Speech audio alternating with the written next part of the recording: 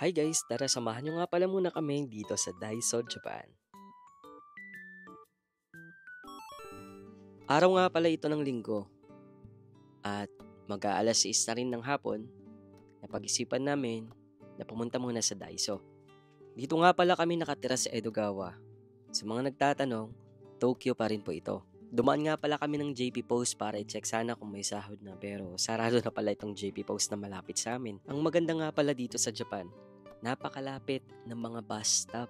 Bali 5 minutong lakad lang, nandito na nga kami sa hintayan ng mga bus. Patapos na po yung winter season dito sa Japan, pero kumakagat pa rin yung lamig niya. Kaya kung napapansin ninyo, medyo balot na balot pa rin yung aming katawan ng mga suot namin. Madalas nasa loob lang ng 3 minuto hanggang 5 minuto yung paghihintay mo bago dumating yung bus na sasakyan natin.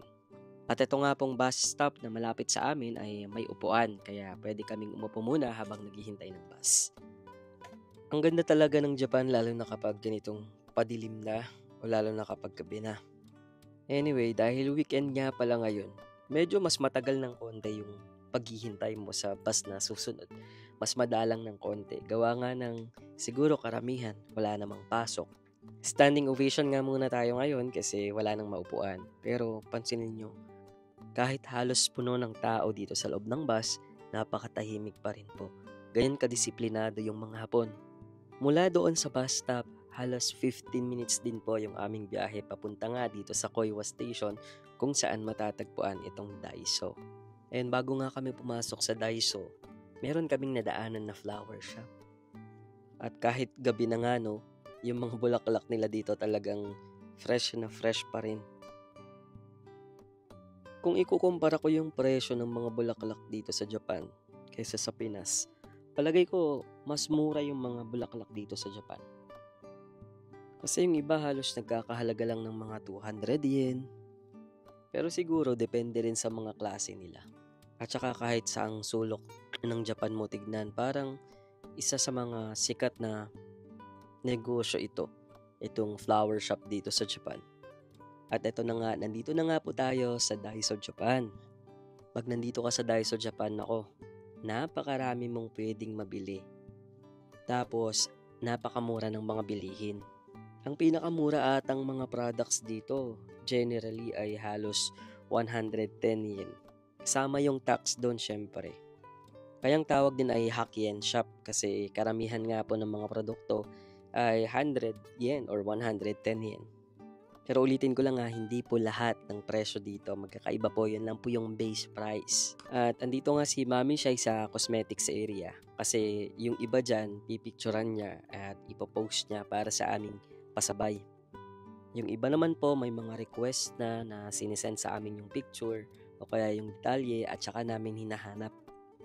Minsan meron yung mga products na pinapahanap po ninyo, minsan wala naman, kaya minsan kailangan ding tumawid pa sa ibang area, maghanap ng mga products na pinapahanap po nila. Lalo po't napakaluwang din ng Tokyo at hindi lang naman iisa yung Daiso dito sa Japan. Minsan, nasa kabilang bayan pa, so kailangan mo pang magnorikay o mag-transfer ng sakayan, no? Sasakay ka pa ulit ng bus o kaya lilipat ka pa sa kabilang train station or train line. Kaya minsan pag nakikita natin yung presyo na nakapaskil, yung price tag, hindi po tayo dun magbe-base kasi syempre, i-consider din natin yung ginamit ni seller na pamasahe niya papunta dun sa lugar. Kaya minsan magkakaiba po yan. Yung iba po kasi, minsan ganun din yung mga paninda namin o yung mga pasabay namin. Minsan hindi na namin pinapatungan ng fare, lalo na kung malapit lang naman sa amin o nilakad lang namin. Obviously, itong si Ate EA, dito siya sa bandang toy station. Nagtambay, no? Tumitingin siya ng mga laruan. Ang dami nga rin pong magagandang mga laruan dito. At marami din itong kamukha dyan sa Pilipinas. Pero, ang napapansin ko, bagamat kamukha, pagdating talaga sa quality, kakaiba po. Hindi lang yan sa usaping laruan, maski sa mga produkto dito.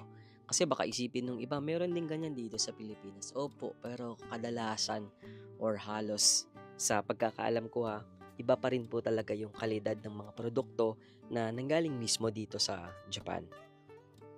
Maituturing mo talagang parang one-stop shop na itong Daiso. kasi lahat ng produkto nandirito na. Isa nga rin po sa mga prominenteng feature ng mga shops dito sa Japan na mapapansin po talaga ninyo ay halos wala ng mga tumatao sa cash register. Bale, cashierless na po yung mga transactions dito. And other than that, cashless na nga din po yung pagbabayad. Pwedeng card, pwedeng sa phone or sa mga e-wallet, QR code, etc. And wala na ring bagger, ikaw din yung magbabag ng iyong mga pinamili. Siguro we could safely say na it's the technology and at the same time, yung kawalan o kakulangan din ng workforce dito sa Japan. And pagkatapos namin dito sa Daiso, dumiretso kami sa isa pang supermarket o supa kung tawagin dito sa Japan. Bibili kami ng konting stock sa bahay and at the same time, bibili rin kami ng mga pasabay na din. Makikita ninyo, pati itong mga supermarket dito sa Japan, talagang ang gaganda po nila. Maayos at marami kang options. Hindi katulad sa Pinas, no? Pansinin nyo dito, walang mga yung staff ba na susunod-sunod sa atin. Siguro nga dahil nga kokonti nga yung workforce. Pero at least dito sa store na to, merong staff dyan sa cashier. Pero yun nga, walang bagger dito kaya ikaw ang magbabag ng iyong mga pinamili. Which is, for me, I think okay lang din naman kasi kahit papano, you got to double check yung mga items na kinuha mo o binili mo and at the same time, makikita mo rin kung may nakalimutan ka pa bang bilhin. Hindi naman siya ganun ka-taxing, so it's okay on our end. And yun lang po. I think dito na lang muna magtatapos itong video natin. Salamat po sa panonood po sa ating channel, Sir JR in Japan dito sa YouTube. And nasa Facebook din po tayo and TikTok. Don't forget to hit like po at mag-subscribe na rin po kayo para sa iba pang mga ganap namin dito sa Japan patungkol sa mga buhay-buhay at trabaho po namin dito sa Japan. Pauwi na nga rin po kami dyan. Medyo may kabigatan po yung buhat namin. And magbabas po ulit kami papunta dun sa aming apartment. Just a ginagyaman